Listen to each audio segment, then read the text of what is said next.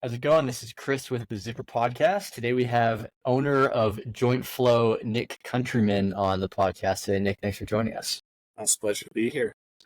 Amazing. Can you tell us a little bit about Joint Flow and the business, and then we can dive into some other questions from there? Yeah. I started around 5 years prior to opening Joint Flow, working for myself. My name's Nick Countryman, so it's Countryman Fitness. During that time, I rented studio space from another studio. And after a certain point down the road, I was just met with a series of opportunities pointing me in the direction of opening my own space. So I already had, I would say, half capacity of clients rolling into opening, which was, I mean, best case scenario. So it's always been a dream of mine, and I jumped on it. Amazing. Cool. And so you just celebrated your 1 year anniversary, which is super exciting, of your own location. So can you tell us a bit more about like Joint Flow? You guys have a pretty specific type of training called FRC. Yeah, tell us a little bit about Yes. Okay, so this is probably the biggest question, so buckle up. that. But FRC stands for Functional Range Conditioning, and I think that the name is its own definition. So we condition our joints' usable ranges of motion. I want to point out that a joint is not simply just skeletal. Bones connect to tendons, connect to muscle, which are all innervated and weaved together to create what we call a joint capsule. So when we seek to condition that joint capsule, this by definition accounts for all of those tissues and trains them for strength, responsiveness, and resilience to external forces. So FRC can be leveraged to train a body to handle normal life. We would call this rehab. But it can also be leveraged to maximize athletic performance, and we would call this training. So I would argue that it's all the same thing, just applied within different contexts. Mm. It's a fairly new type of training, right? I think it was founded in 2017. Is that right? Oh, I think it was before that. Okay. Ooh, You know that. partially, yeah, I want to say like, I don't know, tens or something. But yeah, it is Okay. relatively new, and I'm very passionate about it. I've seen Yeah. it work absolute wonders. So how did you get into that? Because I know yourself, you're a former lacrosse player, martial artist, you do all sorts of cool stuff. What made you want to become a fitness entrepreneur? A lot of it was happenstance. So through college, I started training at a kickboxing gym, and um, through my athletic past, I already had just a huge list of injuries that I didn't necessarily tend to properly. So, by 19 years old, my body hurt. I was teaching people how to throw kicks and punches, and then they'd ask, "Oh, why do my hips hurt?" And I would say, ice, Advil. I was studying human physiology at the time, so I tried my best to apply that knowledge, but I actually had a mentor who was exposed to the FRC world, seeing me really try my best there, and really took a chance, exposed me to FRC, and mentored me through my introduction phase. And I'm very grateful for that. But it was through that experience at the kickboxing gym that I worked at that I became interested, and I started with addressing my own issues, and from then the work had expanded. So full. So you graduated and then you started working at other gyms, right? And before opening your own brick and mortar. So can you tell us a little about that story and how you decided to make that transition to becoming your own boss? It was an interesting story. So the timeline is through college, I was around a sophomore studying at CU for human physiology, and I was working at that kickboxing gym. But through COVID, around my junior year, that gym had closed, and I had been getting into FRC. So I, through a couple of connections, found a gym that was willing to rent space, um, out for me. And so I had a couple clients from that kickboxing gym that had closed that had, nowhere to go, asked if I wanted to train, and I did.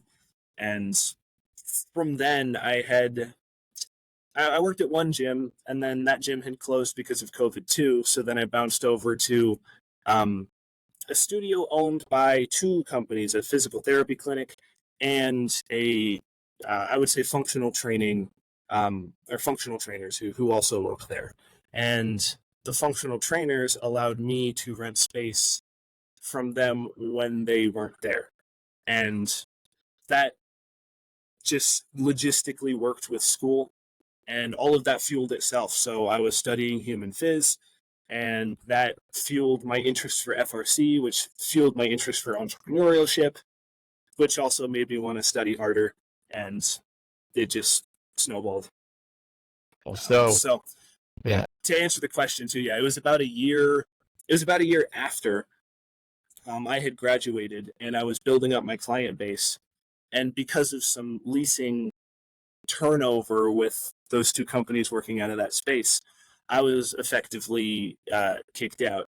So I, it was kind. I mean, everyone was like very kosher and above board about it. So I say that, tongue in cheek, but it was an excellent opportunity because I also had the opportunity to purchase all of the equipment from that space at a fraction of retail value, which was just the one silver platter opportunity that I feel like I would get. So I jumped on that immediately and opened up my own space. So the stars aligned. Yeah, very cool. And so so you opened, and then to get your first cohort of clients, were those mostly folks who you'd already worked with, so you had relationships, then you moved them over? Is that how that process worked? Absolutely. Yeah, primarily.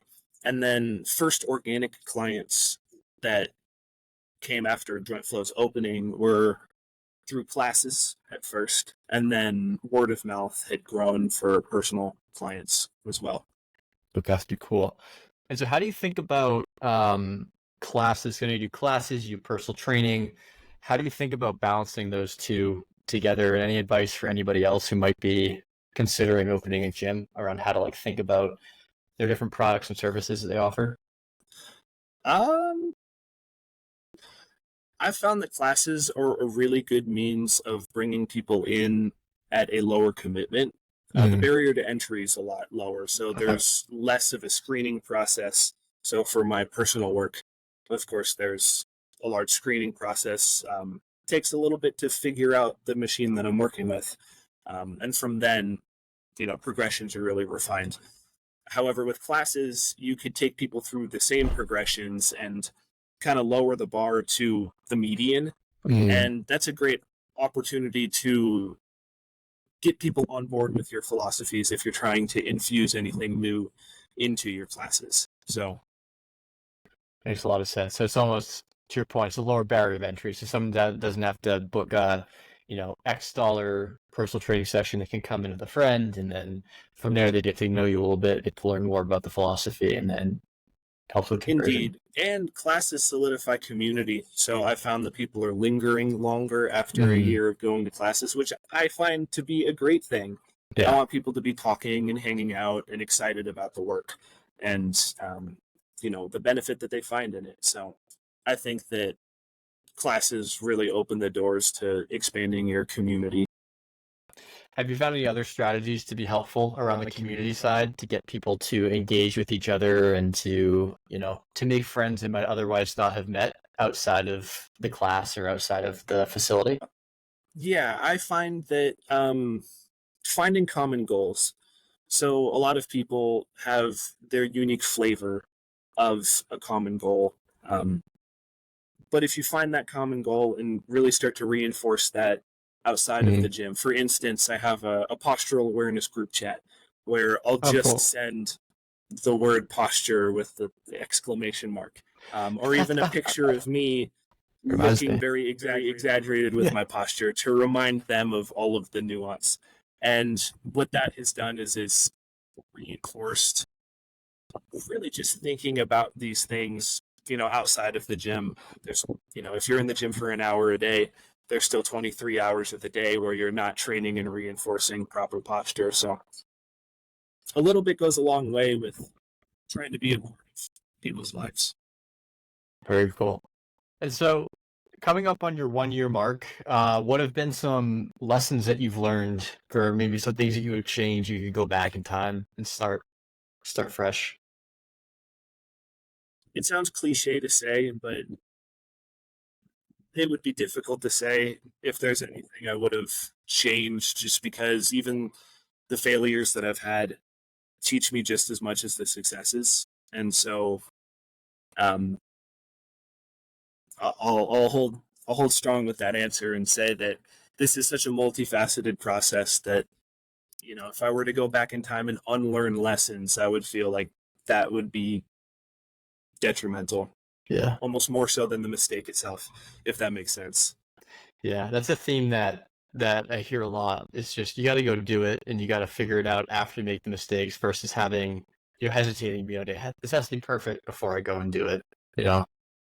Yeah, if there's any advice I could give, it would be it's not necessarily like your decisions don't matter, but making a decision matters more than the quality of the decision. Like if you execute and roll with it with purity in your heart and the full intent to make it the best, you know, product or whatever it is you seek out to do, then you know, I guess the barrier to entry is making the decision in the first place. So Just being action oriented and just going and doing it. Yeah, I think it makes a ton of sense. yeah, and if you move forwards with, you know, good intent, then the chances are you're probably not going to make a mistake so egregious that you can't figure it out. Yeah, But again, I'm only a year in, so I'm still learning these lessons. It's easier definitely. to say than to live. For sure. Cool. And being an entrepreneur is hard. So what motivates you to keep going when things might be getting a little bit tough?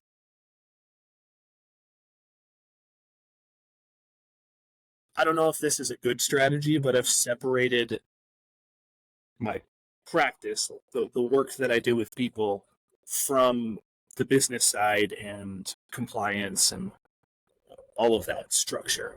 And I love the work, the practice so much. I think it's so cool that the difficulties I've faced have always seemed much smaller than, you know, the positive things that I feel.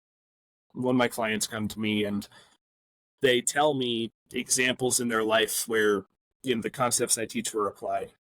For example, I had a woman that I work with taking her son to baseball practice, and I mean, it seems so circumstantial, but there was like a weird ramp, and she was carrying a bag, and then, you know, fell backwards, but then was able to just tumble her way through it and not hurt herself at all. And so I teach that that is injury prevention, the ability to roll with things, because we want to be resilient enough to handle the external forces that life can apply, falling on a weird ramp with a baseball bag included.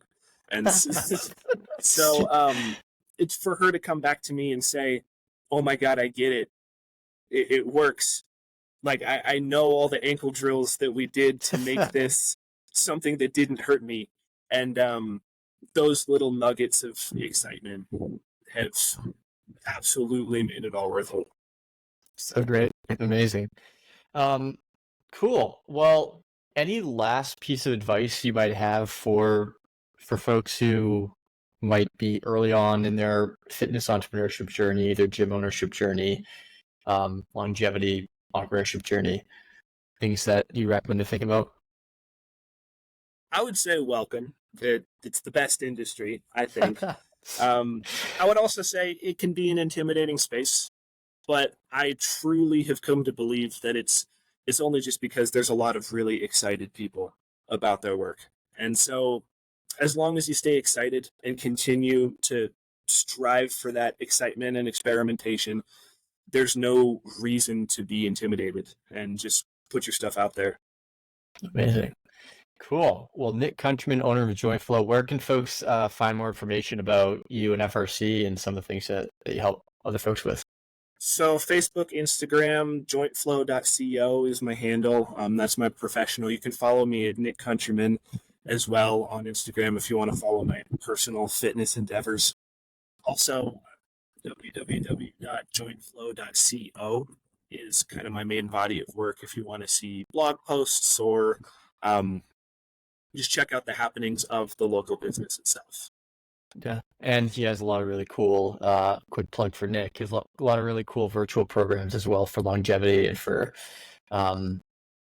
staying fit and healthy as you continue to age or you want to improve your athletic performance. So thank you for adding that, Chris. Yes, absolutely. You can find that on the website. I have some plans to really work on that in the future as well. So I wish we should have another conversation in the near future about that, particularly if you're open to it. Definitely. All right. Well, Nick, thanks for sharing a little bit about your endeavors as an entrepreneur and founding Joint Flow in your first year of business. Congrats again, and we'll chat with you soon. Thanks, Chris. Appreciate you having me on. All right. Talk to you later. Bye.